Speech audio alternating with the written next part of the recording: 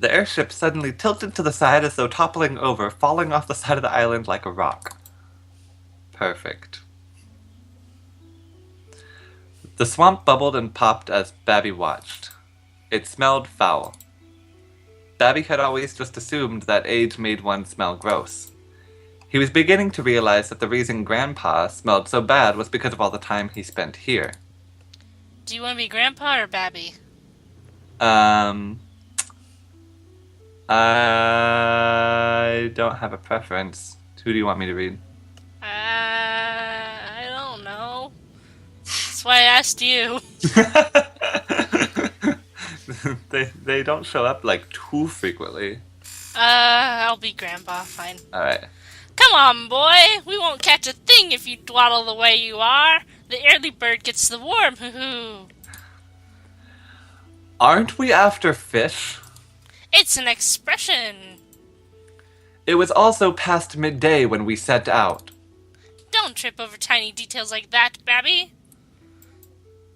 Today we shall lure the greatest catch of all, the whaleboard. The man was beyond senile. Babby looked into the muck of swamp water and noted how shallow it was.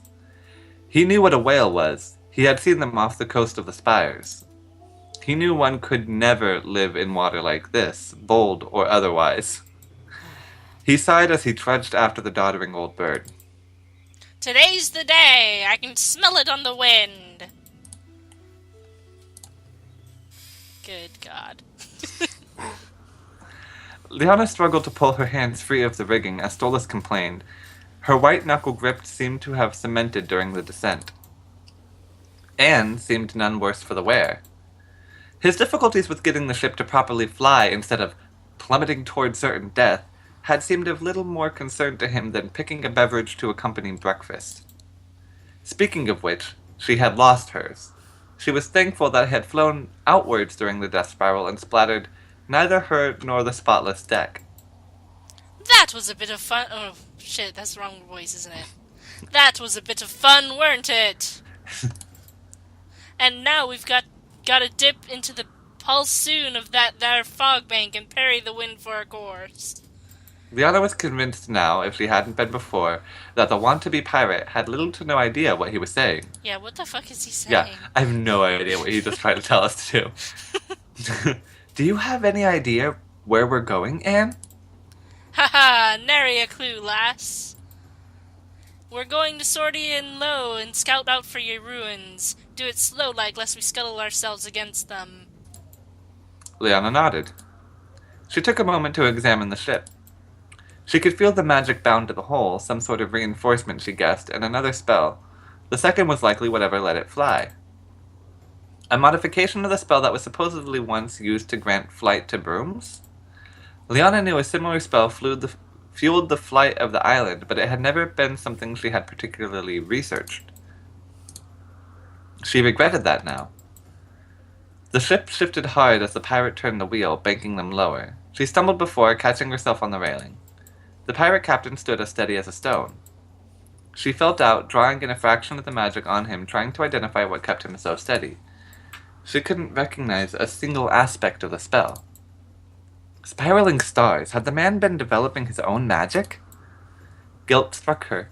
He was more than half her age, though he didn't look it, and apparently had a better grasp of magic than she did if he was already developing new spells. Her careful and intimately memorized catalog of every known spell seemed useless before someone who had created their own. This is gonna be quite the rocky docking, lass. Huh? Liana didn't have a chance to fully digest the statement when the ship lurched out from beneath her, abruptly stopping while she did not.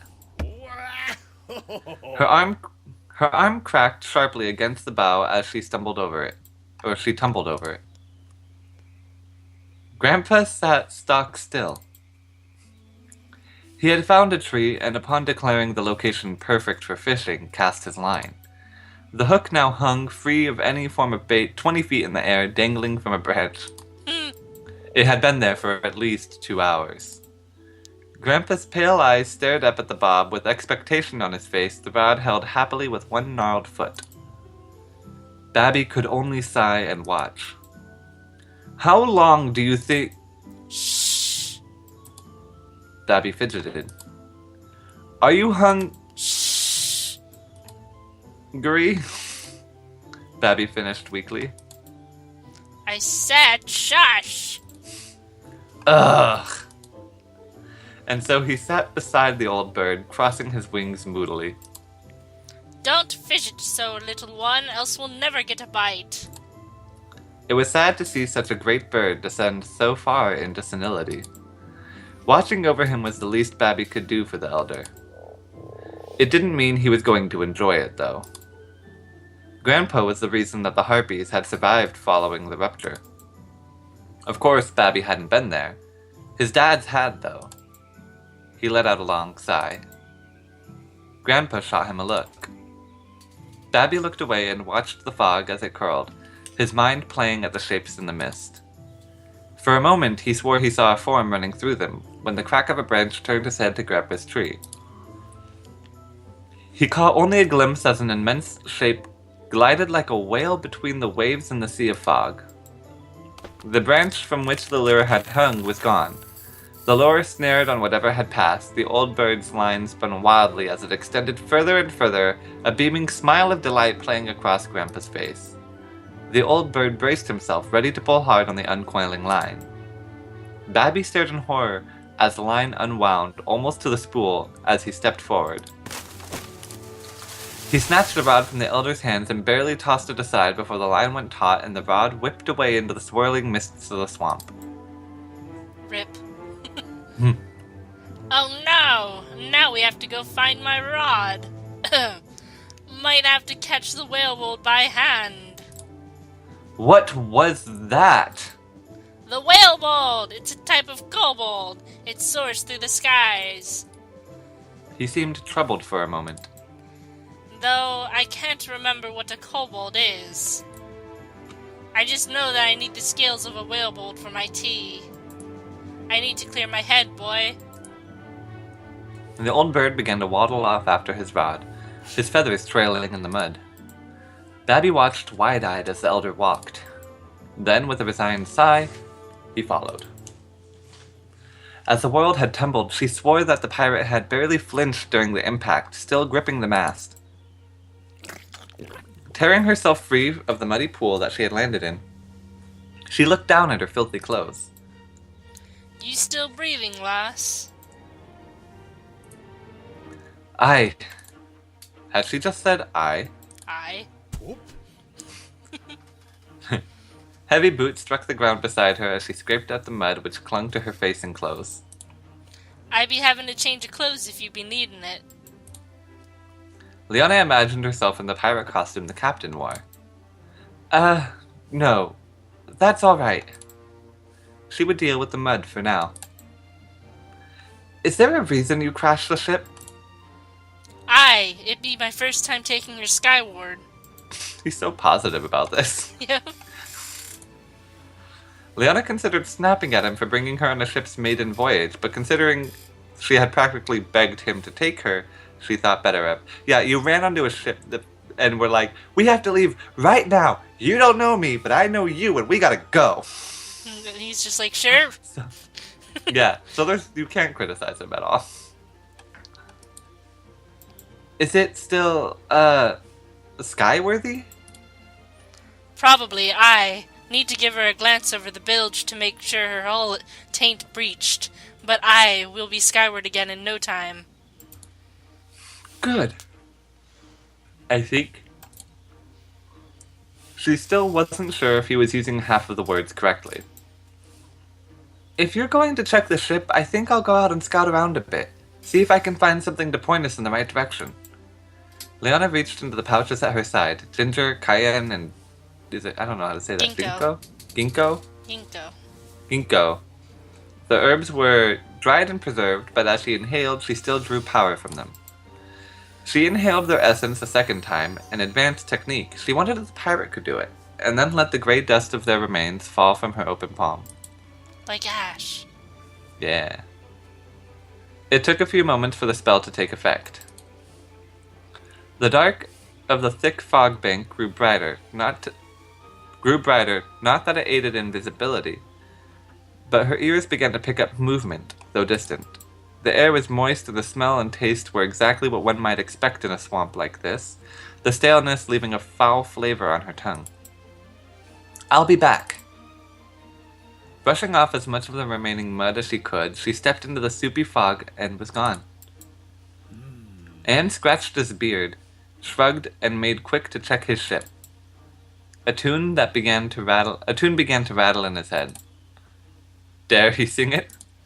Oh, Since birth he had heard nothing but tales of the horrors that lived beneath the sky, the terrors that stalked the land below.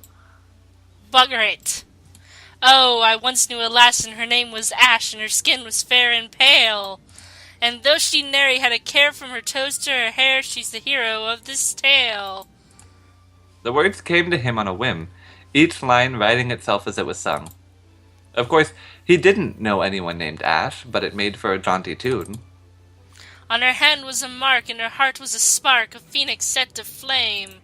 But her heart wasn't true, she confessed to a prude, and her life felt rather lame. This is rude. Sally ho, here we go, adventure is for thee. Sally ho, here we go, a love you won't know you see. The crack of a branch cut his song short as he turned around. Something darkened the edge of the fog, and what looked like an array of jewels reflected the dim light from the ship's lantern. Well, would you look at that? The darkness surged forward. Rip. Liana was glad... What? Go ahead. Rip. Yeah. Alright, bye, Captain. Nice knowing you. Liana was glad she had at least worn good boots. You almost didn't wear good boots. Almost, yeah. Yeah. But between the mud and the fact she had failed to wear proper exploration gear, she was feeling a great deal of discomfort. She had been marking her path with firefly lights, dandelions, sunflower seeds, and a pinch of rose to color them red, and trying her best to leave them at consistent intervals. She couldn't quite see how many she had left in her wake, but it had easily been half an hour since she had started walking. She had told herself more than once that she would just walk a single additional interval and then head back, but that had been easily 40 intervals ago. I know The that alien... Yeah. The alien-looking floor kept catching her eye, and she would crouch down to record it in her journal. She did so again, gently running her fingers down the plant's long leaves to feel their texture. Biting the end of her pencil, she thought for a moment before writing. New plant named Cat Scratches. Has a faintly spicy undertone, waxy exterior. Prue. The small owl hopped off her shoulder and onto the roots of a tree which were peeking out from beneath the shallow pool. His eyes were wide as he cooed insistently. You want to pick something for me? Stolas let out an excited proot. A wide array of plants were growing where Stolas was standing. Liana saw a puff of orange flowers, a luminescent mushroom that looked like it had bred with a jellyfish, and a few sprigs of frog farts and cat scratches. Okay, well, let's see. What do you want? The flowers. Give me some of those orange flowers. Upon retrieval of the flowers, Stolas hopped back to her, and she helped herself to a flower for her ear as well as her hip. Oh, that's cute. Ah, very nice. The witch grinned before turning back to her exploration. What a good bird! Liana told herself she should head back, but an instinct, drove her forward.